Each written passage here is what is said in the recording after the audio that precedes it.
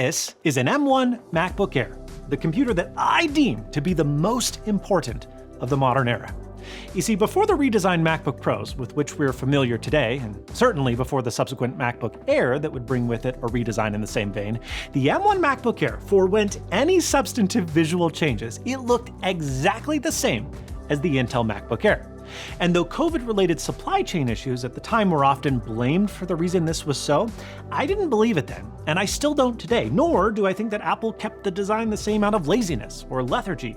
I think that Apple Silicon is an entire concept. It needed to be proven. I mean, it's easy to look back retroactively now, seeing how successful Apple Silicon has been, but when the M1 MacBook Air launched, it was the Wild West. Few knew that silicon independence from Intel would even be possible, much less that Apple would bring with it some of the most performant chips on the market for years to come. Apple had to prove themselves, and so they took their best-selling laptop, they removed the fan, and they added in this new chip. That's it. And yet this single change brought with it significantly more performance than I think anybody ever suspected, with substantially better battery life at a lower price than anybody thought was previously possible, and certainly lower in price point than its predecessor.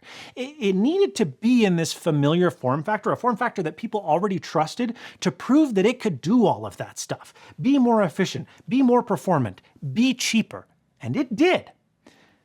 The truth we often forget about the MacBook Air, though, is that for the vast majority of its life, it has been the de facto budget laptop.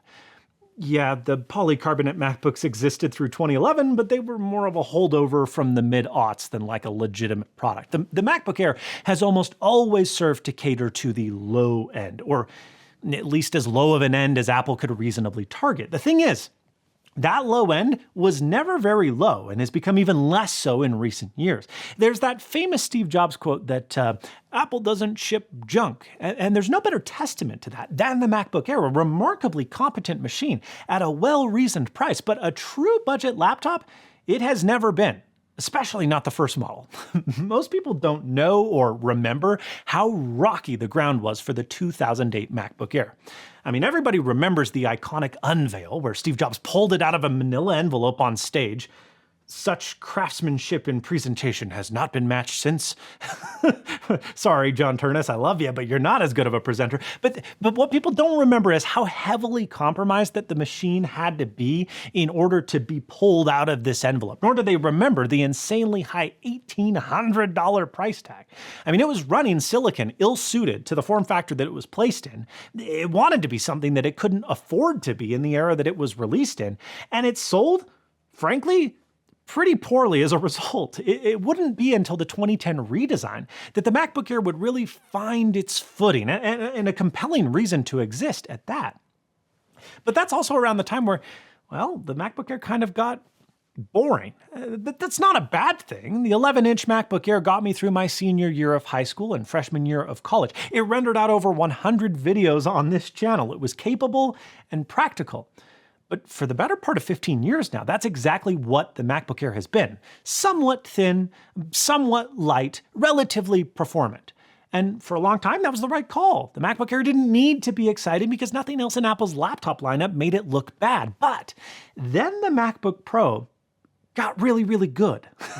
The 2021 redesign, with its mini LED display and incredible speakers, all-day battery life, thin form factor, and a retail price that saw frequent deep discounts that no prior Intel MacBook Pro had ever experienced, really exposed how little the MacBook Air had evolved. I mean, suddenly you had this exceptional machine starting at just a few $100s more than the Air, and the Air's pitch of good enough for less money started to feel a little insubstantive, a little thin. Get it? I mean, it's not substantially lighter than the MacBook Pro, it's not substantially slimmer, yet it has a significantly worse display, worse battery, worse speakers, and it's much less performant in the silicon department. I mean, the MacBook Air is merely fine. It's absolutely suitable, but when a laptop directly above you has nothing short of exceptional performance and has for 5 years, and is soon bound to be getting even better with OLED, a touchscreen, a thinner form factor, and more, fine, it doesn't really cut it. Speaking of things that are decidedly not fine, well, that's today's video sponsor, brought to you by Logitech and the MX ecosystem, which has quietly helped make for, I think, my best looking desk setup yet. The hero product is the MX Master 4, which is the next generation and frankly needs no introduction. This is a series of mice I've been using for well over a decade now. The new haptic sense panel gives you tactile feedback as you scroll and navigate. The actions ring lets you call up app-specific shortcuts with a thumb press. And the MagSpeed electromagnetic scroll wheel remains the best in the business with 1,000 lines per second with near total silence. It tracks on literally any surface, including glass, thanks to its 8,000 dpi dark field sensor, though I think it looks best paired with my Copeland Supply Platinum pad, and the clicks are 90% quieter than the previous generation of MX Master. But the mouse is just one piece of the whole suite. The MX Creative Console has become genuinely indispensable in our editing workflow. The dial pad gives me precise physical control over things like timeline scrubbing and exposure adjustments in Premiere and Lightroom. And the customizable key grid means that I can basically stop reaching for keyboard shortcuts in creative apps entirely and stop trying to memorize them, because I failed to do so. It ships with predefined profiles for Adobe's Creative Suite and comes with a free 3-month Adobe Creative Cloud all-app subscription worth $180. You pair all that with the MX Keys S, whose spherically dished keys are legitimately the most comfortable non-mechanical typing experience I've had on a keyboard, and the MX Brio 4K webcam with its AI-enhanced image processing and show mode for sharing physical documents on calls, and well, you've got a desk that feels cohesive in a way that most setups just don't. Everything is managed through Logi Options Plus, one app for every device, and it just all works. Think different, eh? Check out the full MX ecosystem at the link in the video description, and thanks to Logitech for sponsoring. Okay, but then Apple went and did something that was previously impossible. They released a $500 laptop. And in so doing, they stripped the Air of, I think, the one identity that it had left. The MacBook Neo it's a marvel of engineering, not because it's highly performant, it isn't, and not because it does anything earth-shattering, it doesn't. It's a marvel because the hardware is ridiculously competent at a price that Apple has never been able to target before. I mean, look, I have my reservations about 8 gigabytes of memory and the longevity of a phone chip in a laptop, concerns that I will express in my upcoming review. But the MacBook Neo is the exact embodiment of what the MacBook Air has tried and only been somewhat successful at achieving for the last 15 years. On the surface, the Neo is not exciting. I mean, it looks like a MacBook Air and feels like a MacBook Air. They weigh the same, they're about the same thickness. The display is marginally smaller, it's got a little beefier bezels. It lacks True Tone as well as an ambient light sensor, and the trackpad, while excellent, isn't haptic. It feels cheaper. But I would also argue that in many ways, the Neo feels more premium. I mean, the aggressively rounded corner radius tapering is more pleasing to me than the MacBook Air or Pro, and the bottom cover is thicker than those machines as well, sturdier than what you'll find on Apple's much more expensive laptops, particularly the way that the aluminum tapers up to smoothly blend into the color-matched rubber feet. Oh, it is just like chef's kiss in design. It's like a Johnny Ivism, even though he's gone, because I think it's John Turnus, who I think is going to be a really good CEO if this is what we're going to get. The case uses an aluminum extrusion to provide the foundation for the laptop chassis rather than the machine-hour intensive processes that are used in the MacBook Pro and Air. This lowers machine costs and therefore production costs, increases throughput, and even pushes up the recyclable content percentage in the aluminum itself. And while the anodization at certain lighting angles shows tool markings that you would never see on a MacBook Pro or Air, you only notice them under deep inspection, and they are cosmetic, and nothing about the Neo's construction feels cheap. And furthermore, despite an SoC being slapped onto a PCB with no user upgradable storage or memory even from the factory because it's all on package, the Neo is a shockingly end-user repairable device, and it looks nothing like the rest of Apple's recent laptops from the inside. Everything is modular and removable with the screwdriver. The trackpad forgoes the haptic engine found in higher-end MacBooks, but the clicking trackpad it uses is still perfectly serviceable, and the engineering behind it, while simplistic, is incredibly well done. Every part that the user interfaces with can be removed and replaced, from the USB-C ports to the headphone jack. to the display, and even the keyboard itself, which for over a decade has been part of the top case assembly, unremovable and super expensive to replace. Not anymore, not so in the Neo. And it's not some heavily compromised keyboard either that offers a worse experience than what you'd find in Apple's other high-end laptops. To me, it feels to be exactly the same, sans backlight. I mean, the only piece of adhesive in the entire computer is a lightly tacked ribbon cable that runs from the trackpad over the top of the keyboard to the PCB. That's it. That's the only glue. And here's the thing, it's not just well built for the price, it's a genuinely functional computer. Yeah, it has a phone chip, okay? But that phone chip can edit 4K video, it can compile an app binary in Xcode, and I know because I've done it. It can handle web browsing and email and word processing and doing all of that stuff that normal people do without breaking a sweat. Because after all, this is a normal computer for normal people. The Neo does all of them without a fuss. Sure, the display is only 60 Hz and it's only sRGB, but it does get quite bright and with a higher resolution and pixel density than is common for budget laptops of this price range. For the vast majority of people, the Neo doesn't feel like a compromise. It just feels like a Mac. The only tangible difference between the Neo and the Air isn't really visual. It's not noticed until you're using the machine, and oftentimes, for a lot of people, not even then.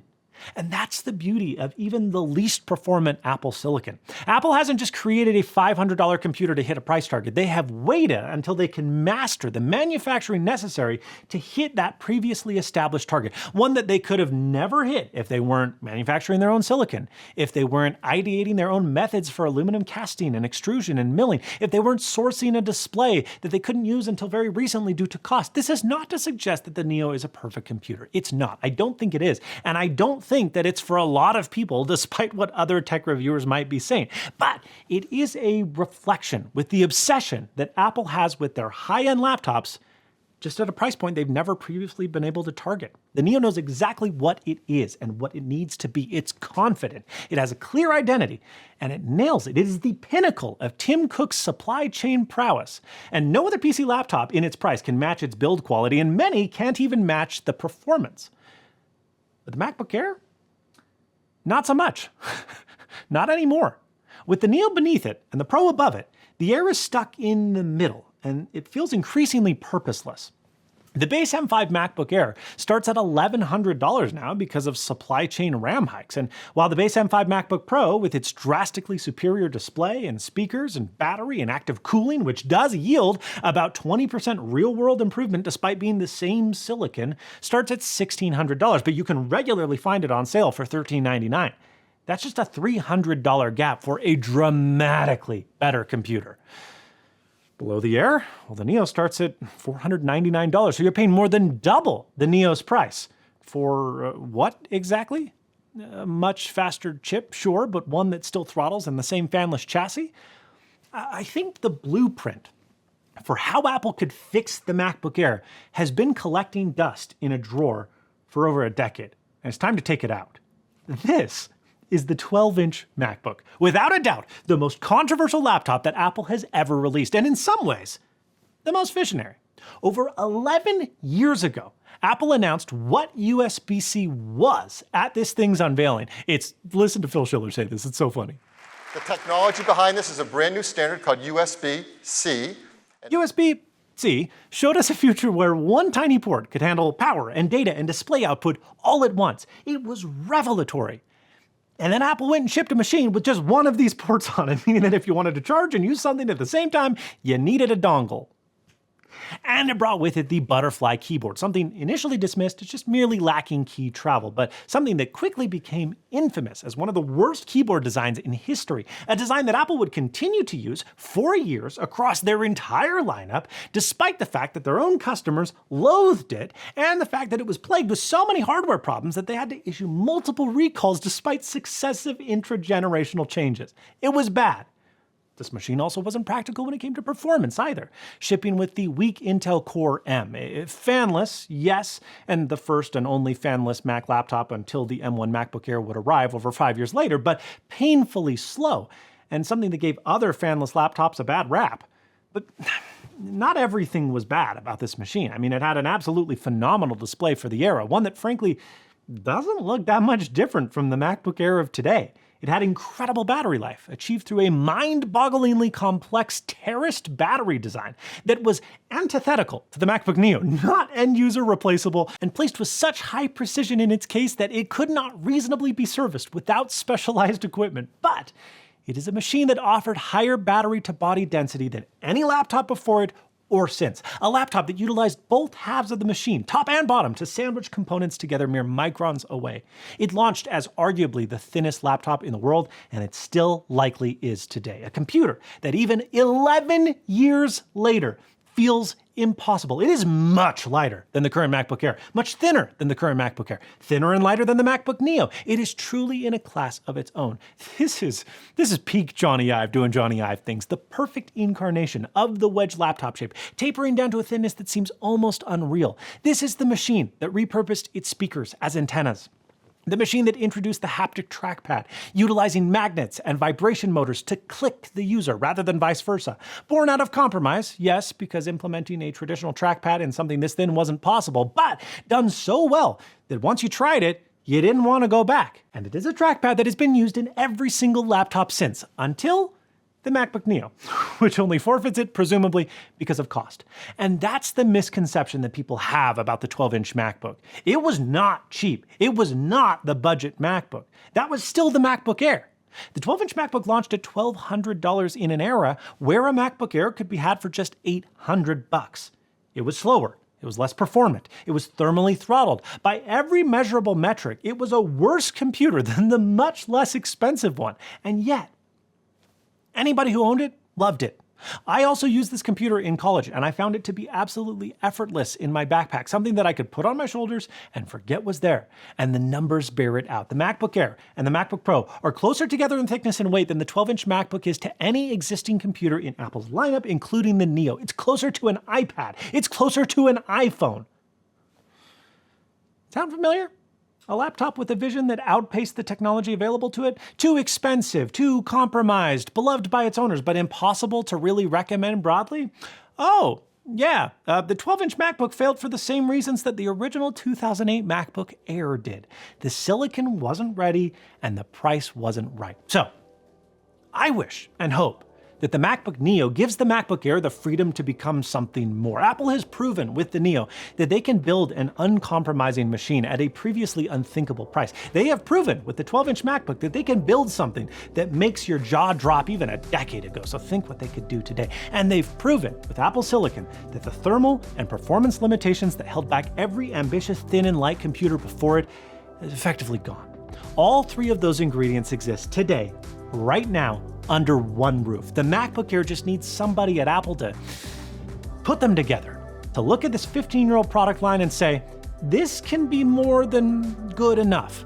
Steve Jobs pulled the original out of a manila envelope to audible gasps in the audience, and I would love to feel that way about the MacBook Air again. Thanks so much for watching, and as always, stay snazzy.